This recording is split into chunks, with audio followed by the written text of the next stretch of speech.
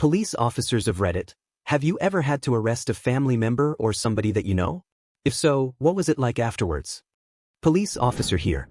Got called to a verbal domestic dispute and quickly found out, after speaking with the woman involved, that she was having an affair with the father of an old friend of mine. To avoid any potential bias, I handed the case over to my partner. The man eventually showed up, and we had an awkward conversation. Both parties agreed to avoid any further contact, and the woman made it clear she didn't want to ruin his life. He claimed he was done with his cheating ways, so we issued a caution and left it at that. A couple of hours later, the woman called us again, saying he had driven by her house several times since we left. I called him and gave a very stern warning, emphasizing that if he didn't back off, he'd be charged with domestic criminal harassment. I tried to reason with him, and he seemed to understand. There were no more calls for the rest of our shift. The next morning, as I was brushing my teeth before heading to work, he called me. He admitted that he had messed up by leaving a note on her car the night before. By then, the woman had already contacted another officer, who issued a warrant for his arrest after reviewing the reports showing he'd been warned twice. He asked me what he should do. I told him to report to the front desk as soon as I got to work. He complied. My partner and I arrested and booked him for criminal harassment. Some people just don't take the hint. Story 2. When I was in high school, my mom, who's a state trooper, once wrote me a ticket. I may have deserved it, but I'm pretty sure she enjoyed adding to her own little urban legend. To give some context, my high school was right off the expressway in Chicago, and my car was hard to miss. Loud stereo, flashy rims, the usual mid/late 90s setup. One day, I was speeding, and with my music blasting, I didn't hear the familiar voice of my mom's patrol unit telling me to slow down. I only noticed the lights when they went on. I pulled into the school parking lot, hoping maybe she'd cut me some slack. Then I heard my name being called, "Get your narrow butt out of the car." By that point, it had become a full-on spectacle. She wrote me a ticket, but at least she gave me the option to attend a class on the weekend to keep it off my record. As you can imagine, the rest of the day was super fun. Everyone was super respectful about the situation and barely brought it up at all. Story 3. I spent around 2 years as a special constable for the Met Police. The unit I joined would mostly work nighttime violence, e.g. when pubs and clubs close, at any borough that requested our assistance, and so we could be in any borough that night. One night shift, we are in my home borough. I'm in the van and we're circling round near where I live, which was a bit of a novelty. Normally being anywhere in London means I have no clue where I am. A call comes down to reports of a burglary and I freeze as it's my neighbor's address. We arrive and speak to the family, a young Muslim couple who have just gotten married a few days ago, and they looked more surprised to see me than I them. They heard noises and came downstairs to find someone in a mask rooting through drawers, who scarpered out the back door when spotted. At around this time the door knocked, and it was my girlfriend, again surprised to see me, who said there's someone in our garden. Here we go, this could be a good job. My garden at the time was pretty secure. Unless you can scale walls, you aren't getting out. My colleague goes in through the front door whilst I jump over the wall from the neighbors and immediately gets jumped by someone. They were pretty weak, and I easily overpowered them as my colleague arrived, baton drawn. After arresting and cuffing, we get the lights on, and I find it's someone I've been friends with since school who we had just had round with his wife for dinner a few nights ago. Turns out he knew that our neighbors had gotten married and had planned to burgle them for their jewelry and wedding gifts. Suffice to say I am no longer in contact. He got sent down for 2 years and only got released a few months ago. Story 4. I arrested my sister 2 years ago, but we're okay now. 2 years ago, I stopped by my parents' house while on duty to have a cup of coffee with my dad. As I arrived, I heard shouting coming from the backyard and went to check on the situation. I found my sister in the middle of a physical altercation with my mom. She had her pinned to the ground and was acting aggressively, yelling and cursing loudly. I quickly intervened to stop her and restrained her, but she turned her anger toward me, lashing out physically. The disturbance had drawn attention from the neighbors, and despite our efforts, my sister wouldn't calm down. My mom had sustained serious injuries, and it took both my dad and me to bring the situation under control. My sister was fighting with an intensity I'd never witnessed, scratching, biting, and flailing. I had no choice but to step back and use pepper spray to de-escalate the situation. It worked, and we were finally able to restrain her. I called for medical assistance for my mom, and another officer transported my sister to the station. Later, I learned the cause of the confrontation. My mom had discovered drugs in my sister's car and confronted her, which triggered the incident. Following her arrest, My sister was placed in a drug rehabilitation program. Since then, she's been clean as far as I know, and we've managed to repair our relationship. While we may never be incredibly close, we're in a much better place now. Story 5. Former federal agent here. I once had to arrest a former partner I had graduated from the academy with.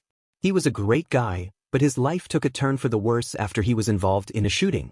He never fully recovered from the trauma, turned to alcohol, and saw his marriage fall apart. Things spiraled downhill from there. One night, after an incident where he fired shots at the windows of his own house, local police cordoned off the area and notified our agency. We were able to talk him down and convince him to come with us peacefully. He was arrested and transported to the local police department for processing.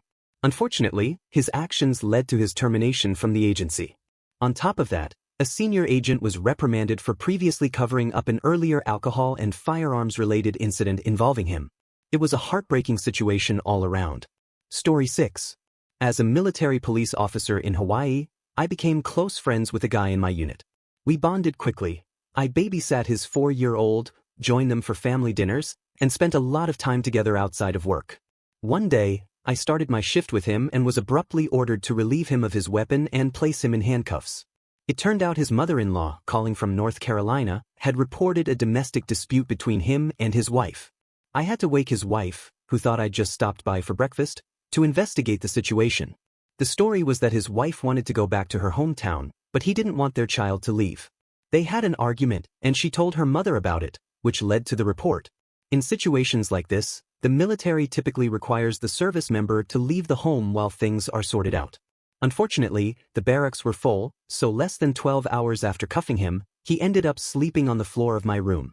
He stayed with me for a few weeks, though we eventually got on each other's nerves. It's hard not to in close quarters. Thankfully, he wasn't angry with me for following orders, and I did my best to remain professional. Still, it was a tough experience. Interviewing his wife, who was also my friend, to gather evidence against him was especially difficult. And while I couldn't discuss the case with him, he understood and didn't press me for details. The hardest part, though, was the guilt I felt.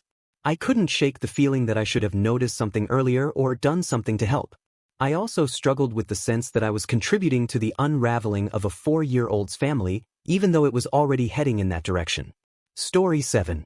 Last week, I arrested a guy I went to high school with for misdemeanor destruction of property, something I and several other officers witnessed firsthand.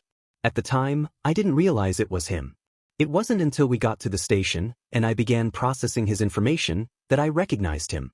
His driver's license listed his old address, from the town where I went to school, and it clicked. He was 2 grades ahead of me and had a sister who was in my grade. He was extremely intoxicated and upset about the situation, so I decided to take a risk to de-escalate things. I mentioned that we went to the same high school and that I knew his sister. I wasn't sure how he'd react, but it worked. He started to calm down. We talked about mutual friends and caught up a bit, which helped ease the tension. Once he was more relaxed, he asked me not to tell anyone out of embarrassment. While the arrest was a matter of public record, I assured him I wouldn't share anything unnecessarily, as discretion is a key part of good policing. I explained the arrest process to him and let him know he'd likely be out in about 3 hours. After handing him over to the cell block technicians, I immediately blocked him on Facebook. Before doing so, I noticed his profile picture showed him with his new wife. I offered him a phone call to contact her, but he declined. As promised, I completed his paperwork quickly, and he was released on his own recognizance, pending a court date in a few weeks.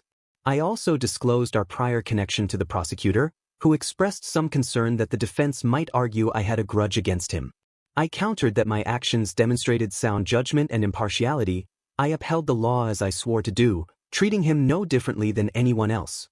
While the case is still pending, I suspect he'll pay for the damages in exchange for having the charges dropped.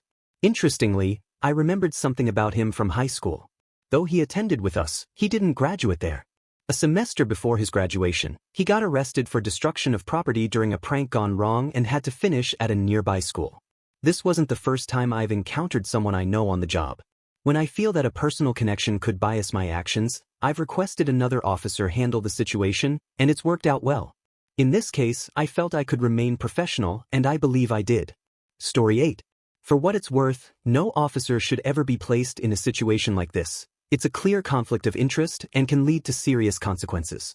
I was once instructed to handle a domestic violence case involving a female friend of mine and her partner. Concerned about the potential conflict of interest, I informed my sergeant of the situation. He dismissed my concerns, stating that as long as I wasn't romantically involved with the friend, past, present, or future, it was my responsibility to handle the call. That decision ultimately cost me my job and my reputation in the law enforcement community. The individual I arrested denied any wrongdoing. The victim, my friend, later accused me of fabricating the entire incident, despite clear evidence, including photos of bruises and text messages in which she said she had been assaulted. The arrested individual threatened to sue the agency for false arrest. What followed was a grueling investigation into my conduct. I was accused of dishonesty for not providing more detail about the nature of my friendship with the victim, as though calling her a friend wasn't enough. I was also accused of falsifying reports, though that allegation was ultimately disproven. The scrutiny didn't stop there. Because I submitted the victim's text messages as evidence, the timing of those messages was questioned, particularly since they were sent while I was on duty and driving. My previous actions were also examined, including running routine warrant checks on both individuals in the past. While this is standard practice, they focused on the fact that I had done it for her when it wasn't tied to an official call. The fact that the victim had attended a social gathering at my home in the past was also brought up. Although her attendance was unrelated to the case and there was no romantic connection between us, it was used against me. Even unrelated actions by other guests at that event, of which I was unaware at the time, were weaponized to question my integrity. In the end, my commanding officer claimed that I had failed to provide enough information to establish a conflict of interest. He insisted that if I had given him more details, he would have reassigned the case. I argued that describing her as a friend and explicitly stating my concerns about a conflict of interest should have been sufficient, but it wasn't enough to protect me. This experience was devastating and serves as a cautionary tale. Officers should never be forced into such situations. It puts everyone involved at risk, both professionally and personally. Story 9. Hi, I'm a police officer, and here's a memorable call I once responded to. We got a complaint about a noisy neighbor, just your typical call. My partner and I arrived at the townhouse, and the neighbor who called came outside to point out the source of the disturbance.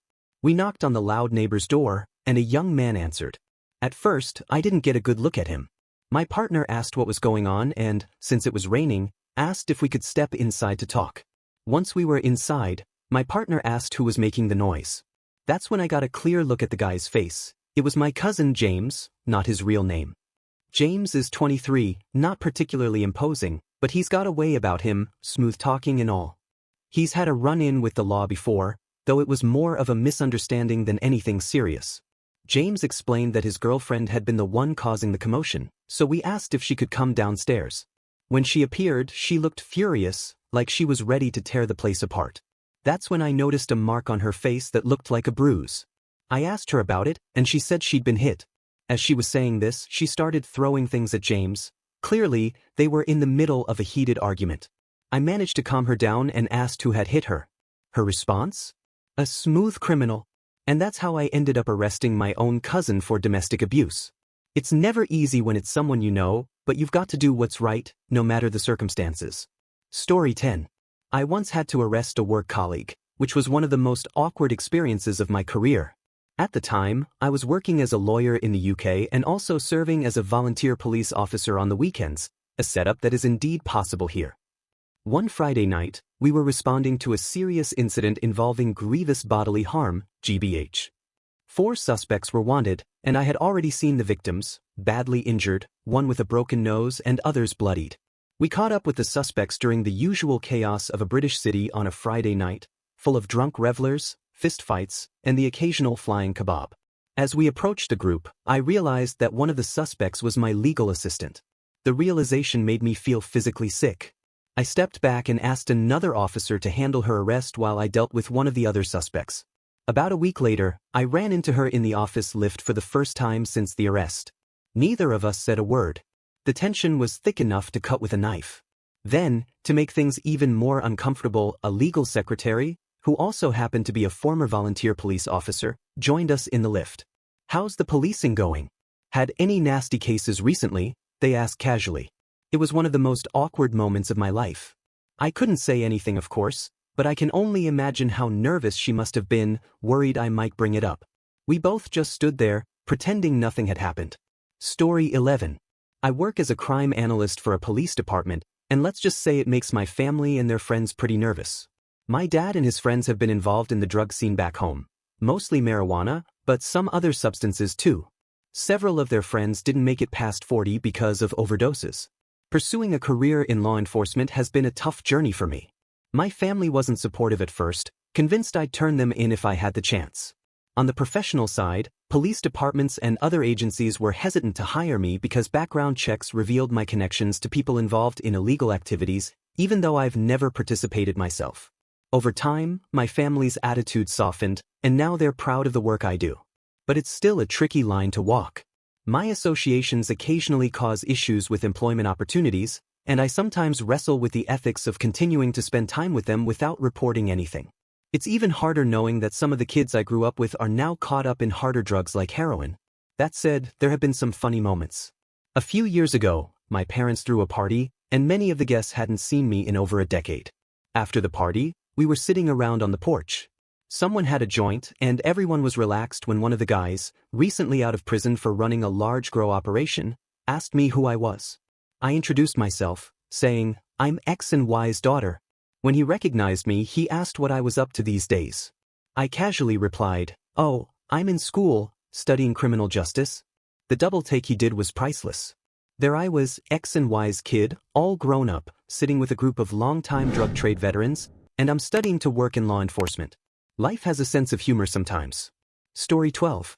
I was working as a police officer for the local county police when I got a call to a local tavern, basically the only one for miles around. The call was about two guys who had gotten drunk, become belligerent, and started causing a scene. When they were told they couldn't dance on the stage with the women, they ended up fighting the bouncers. The bouncers managed to lay them out, and now they were recovering from their injuries and sobering up. The two guys turned out to be Corporal Dancing Queen, now Captain Dancing Queen, and Lance Corporal Boogie Nights, two Marines I'd been stationed with for the last 6 years, including our time together in Iraq. As soon as they saw me, still drunk and happy as could be, they shouted my last name just like they would at drill. I almost burst out laughing, but I kept it together and took them into custody, putting them in the back of the patrol car. They were cursing, calling the bouncers names for needing 6 of them to get them off the stage. Despite their situation, they were laughing and having a great time in the back of the car. I spoke with the bouncers and managed to talk them out of pressing charges, though the guys were banned from coming back to the tavern. The next morning at drill, we definitely had some stories to tell our SFT. Story 13. I arrested my childhood friend's father for driving while intoxicated. I had pulled over a car, and to my surprise, it was him behind the wheel. He'd always struggled with alcohol, so I wasn't shocked. At first, I had decided to charge him with public intoxication since he wasn't driving recklessly. But then, my friend and his brother showed up in another car and insisted I charge him with driving while intoxicated. Needless to say, it made things incredibly uncomfortable the next time I saw the family. Later, I learned he had been an abusive father, but that's a whole other story. Just to clarify, I used my discretion regularly, depending on how severe the situation was. I wasn't giving him a break because I knew him. I applied the same judgment to everyone I stopped who had been drinking and was behind the wheel. Story 14. His happened years ago back when I used to be an officer. I had a cousin causing a disturbance while drunk, so I went over to ask him to quiet down. There were 5 other people around, and things were fine at first. But then he started getting confrontational with me. I gave him a chance to go inside, but he refused to comply, so I tried to arrest him. He ran, but quickly stopped and got right in my face like he wanted to fight. Given the number of people around, I had already drawn my pepper spray. I stepped back and sprayed him across the eyes. He rushed toward me, and I grabbed his arm, pushing him into a wall before taking him to the ground. I cuffed him and got him in the car after rinsing his eyes. On the way to jail, he apologized. I charged him with public intoxication and decided not to charge him with resisting, since he apologized. Story 15. I found myself on the other side of a traffic stop once, though I wasn't arrested. When I was in high school, I was driving to work when I got pulled over for speeding, about 10 over the limit. At the time, my dad was the garrison commander, kind of like the mayor of an army base, in charge of the MPs but not the highest-ranking officer. I was freaking out because I knew he'd be upset. The officer let me off with a warning, partly because I was polite, and partly because I was clearly on my way to work in my uniform. I wasn't sure if he knew who I was, until he said he wouldn't give me a ticket if I told my dad about it. I kept my promise, but I didn't tell him until 2 or 3 years later, when my dad wasn't the garrison commander anymore, and I was in college, feeling less likely to get grounded. My dad still had a moment over it though. Story 16. I had a client who I suspected would be indicted due to an investigation into a marijuana distribution ring. I had already called the sheriff's department and informed the warrants division that I'd make my client available if charges were filed. After the grand jury handed down the indictments, they called me, and I arranged for a deputy to meet us at the magistrate's office to arrest and book him. When we arrived, I was surprised to find that the deputy was my client's best friend from high school. They exchanged grins as my client was searched and handcuffed. The deputy jokingly asked if my client wanted to talk to one of their narcotics officers. My client replied, "Yeah, right," and the deputy, chuckling, said something like, "I knew you wouldn't, but I had to ask." At the magistrate's office, the deputy emphasized how cooperative my client had been, noting that he turned himself in willingly. As a result, the magistrate released him on an unsecured bond. Story 17. A buddy of mine's dad is a cop who alternates between being on the streets, giving out tickets and making arrests, and working inside the office that monitors speedometers. I'm not sure what it's officially called. Anyway, his son had just gone through a tough breakup and was speeding home, not paying attention to the speed camera until it was too late. His dad saw the footage, recognized the car, and processed the ticket just like he would for anyone else. I remember sitting with both of them during a game night the week the son got the ticket in the mail. He jokingly asked his dad if he could take care of it, and his dad simply replied, "Nope, we caught you fair and square." Story 18. When I first started in law enforcement, my trainer encouraged me to get familiar with our computer system, so I decided to look up some of my family members. To my surprise, I found that my uncle had an active warrant for failure to appear in court due to a charge of operating a junkyard without a permit. He ran a used car lot and occasionally parted out cars, so technically, it was accurate. I informed him about the warrant so he could handle it. He decided to take the right course of action, contacting a bondsman and turning himself into jail to get processed and clear it up. Ironically, he chose the night I was working, and as a trainee, it was my responsibility to do pat searches to gain more experience. My trainer, recognizing the situation, took pity on me and didn't make me arrest and search my uncle. I probably should have, though. Years later, by the time I left the career, I would have done it without hesitation as it was my job, but back then, I was too new and squeamish about it. I also had to search and process one of my soldiers who got into trouble. He was an Army reservist, and I was his section sergeant. I was especially pissed at him because his drunk behavior broke my several-month streak of not having to use physical force on anyone. This was after he'd already been tossed by the arresting officers. Story 19. A friend of mine got pulled over for speeding on his motorbike. He accepted the ticket without complaint, knowing he deserved it, and both he and the cop went on their way. Not long after, they ran into each other at a bar, struck up a conversation about bikes, since the cop was into them too, and ended up becoming friends. I went out drinking with the two of them a few times, and it was always a good time. A few years later, my friend lost his license for 6 months. Where we live, it's not an immediate suspension. You have to go to the police station, hand it in, and go through the whole process. Since it was near the end of summer, the cop friend suggested he wait a few weeks until it got too cold to ride and then turn it in, so the 6 months would pass during the colder months. If I remember right, the cop even drove my friend to the station so he wouldn't have to take the bus. Story 20. This isn't about me, but a friend of mine works as a fire warden, LEO, in our state. His father was illegally burning pressure-treated wood in a burn barrel, which you're not allowed to do, on a day when open burning was suspended due to fire danger.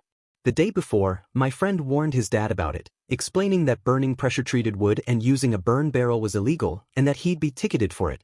His father brushed it off, saying the town doesn't enforce the local fire laws and that the state wouldn't care either, not realizing that his son works for the state and definitely does care. The next day, my friend pulled up to the scene, tried to explain it again, and his dad responded with something like, "If you're really trying to be one of those kinds of cops, go ahead and write me a damn ticket for this little fire." So, my friend wrote him the ticket and took a photo of the fire in case his dad tried to fight it. The little fire was about 10 feet tall, in a burn barrel, and burning pressure-treated wood on a day when open burning was prohibited. They don't talk much anymore, and given that his dad is an a-hole, my friend was glad to enforce the law. Story 21. My father was the sergeant and lead juvenile officer in our hometown when I was growing up. He had to arrest my brother for stealing when we were in high school. My brother had been stealing money from the band room, funds collected from students for things like replacement reeds, instrument screws, and the like. Our band teacher couldn't figure out who was responsible but had a hunch it was my brother. As the big solo competition approached, all the students' admission money went missing. So, the teacher set up a camera in his office and placed the money in its usual hiding spot. Sure enough, my brother walked right in and took the money without hesitation. Later that day, I saw my dad enter the school, on his day off and in civilian clothes. He didn't even acknowledge me and headed straight for the principal's office. He had to read my brother his rights, cuff him, and put him in the cruiser. One of the officers then took him to the police station for processing. Ultimately, the school dropped the charges, but that family dinner was one of the coldest I've ever experienced. Story 22. In high school, I had a close friend who was my source for weed. He often said that all he wanted was to smoke every day, live in his own apartment, and buy weed. Nothing else mattered. That was when we started drifting apart. While smoking was fun, it wasn't enough for me to focus on long-term goals. After military service, I ended up working for my hometown police department, specifically in the drug unit. To be clear, we weren't concerned about small amounts of weed, but if it was a large operation, it would be dealt with. Most of what we found came from cartels, but at a certain level, we were limited in how far we could go since cartels were nearly impossible to infiltrate. One night, I got called out by patrol around 2 a.m. to assist with a death investigation. They had an uncooperative person on the scene, and the house smelled strongly of weed. When I arrived, I saw my old friend, the same one from high school, being difficult with officers. It turned out his girlfriend had a terminal illness and passed away shortly after they had used some drugs, though I can't remember what exactly. Inside the house, there was a safe on top of which were scales with different residues. I wrote the search warrant, and inside the safe, we found various drugs and weeds, a journal with names and amounts, and some money wrapped in dryer sheets. We exchanged a silent head nod, no words needed. A few days later he asked to see me in jail. I wasn't sure what to expect, but he told me, "I'm glad it was you, and I won't say a word about the weed we smoked." He seemed sincere, and I didn't think he was trying to manipulate me. I responded, thanking him but reminding him that everything he said was recorded, and my department already knew about my past drug history and polygraph results. He was shocked by that, but I reassured him it wasn't a problem. He served just under 2 years before getting into trouble again. Several years later, he's still on the run with a $500,000 warrant out for his arrest. I was in law enforcement for 13 years. Story 23. Years ago, my uncle was a cop, and my dad was the life of the party. One night, my dad got drunk at a party and ended up in a fight. When the call came over the radio, my uncle responded, not realizing it was my dad. My dad didn't take my uncle seriously when he tried to calm things down and ended up getting tossed and arrested for disorderly conduct.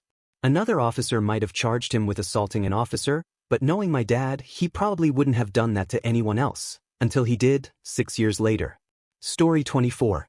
One night around 2 a.m., I was out on patrol when I spotted my good friend, let's call him Brian. He was sitting on a bench, looking down at the ground and hiding his hand in his shirt. He hadn't noticed my patrol car yet. Just then, a young woman, who seemed to have just finished work, walked down the street. Brian stood up and approached her, and I quickly realized I needed to act fast to prevent him from harming her or stealing anything. I rushed to intervene, and once Brian saw me, he started protesting, insisting I shouldn't arrest him, but that it was my job. In the end, I had no choice but to arrest him.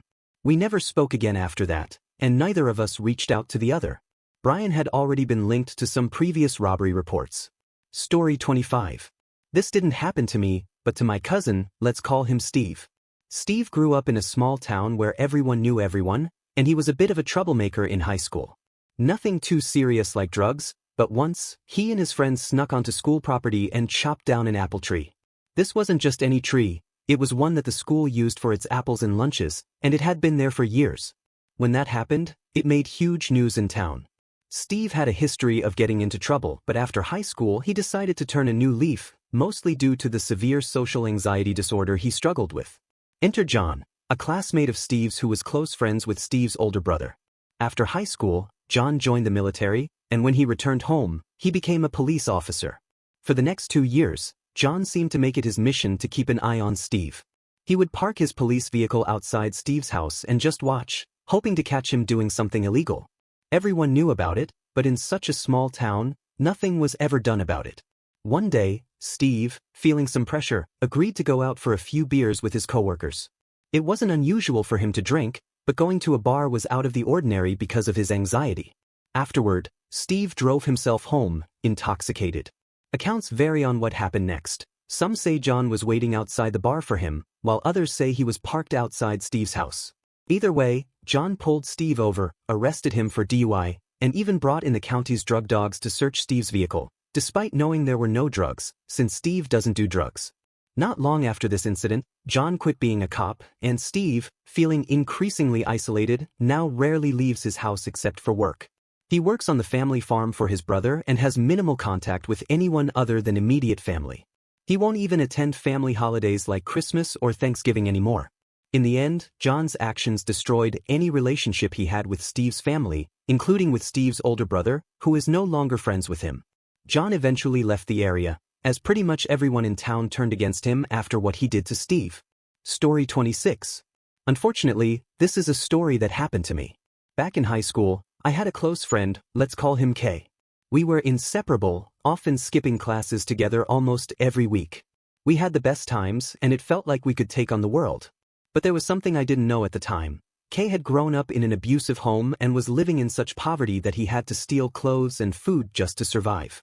I didn't learn this until much later, after I became an officer. Even after I started my job, K and I still stayed in touch, talking at least once a week. Then one day I got a call about a robbery downtown. 3 victims had been shot, 2 of them fatally. When I arrived at the scene, there was a man in a ski mask, pointing a shotgun at the officers on duty. To my right, I saw the blood and a body. I somehow managed to sneak around behind the robber, tackled him, and removed the gun from his hands. When I pulled his mask off, I was shocked to see it was K. It was one of the hardest moments of my life, having to put him in cuffs. I'll never forget the look on his face when I said, "K, is that you?" It was a mixture of sadness and surprise. K is now in jail, facing 2 counts of murder. As for me, I still think about him every day. Story 27.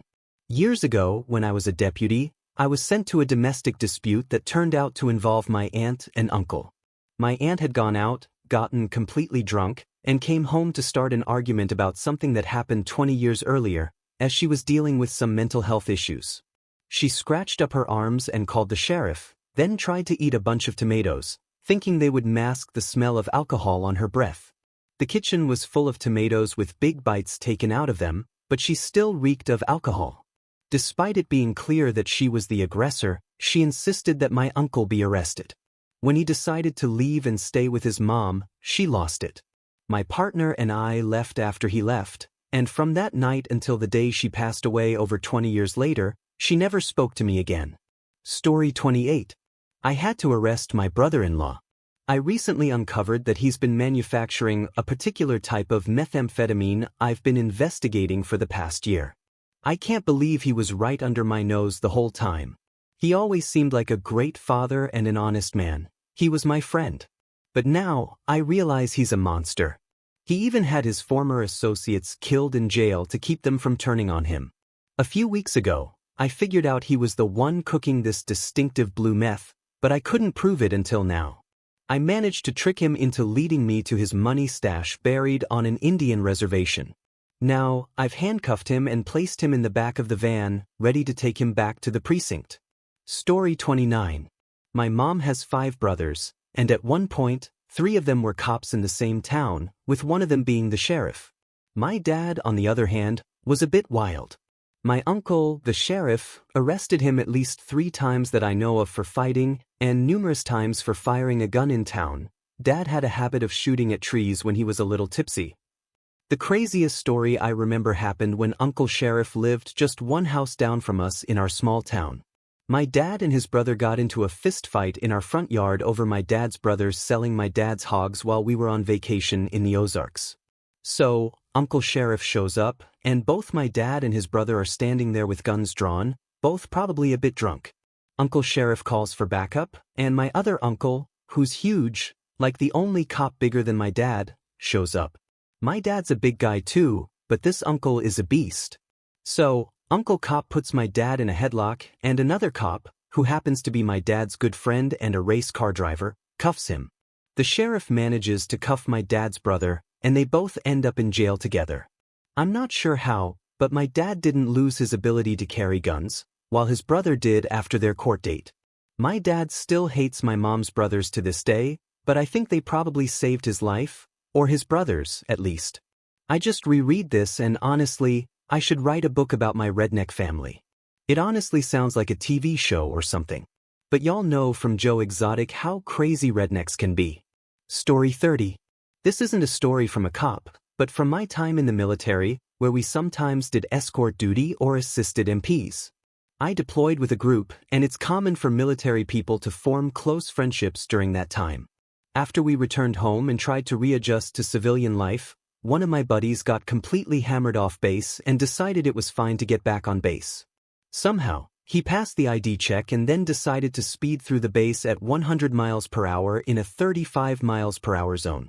The MPs pulled him over, and at first, it seemed like he was going to cooperate, but he took off, leading to a high-speed chase that ended with him flipping his car right in front of our unit building, which was next to the MPs.